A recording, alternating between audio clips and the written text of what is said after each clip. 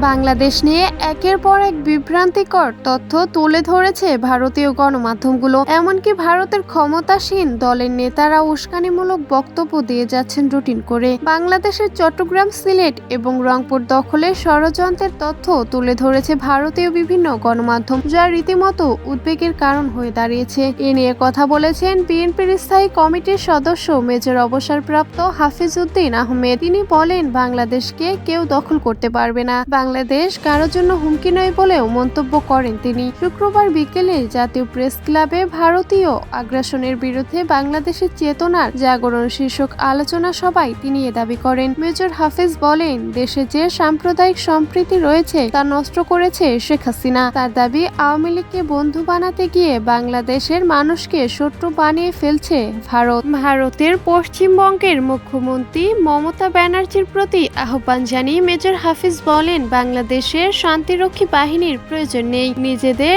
দেশের শান্তিরক্ষী বাহিনী নিন প্রয়োজনে।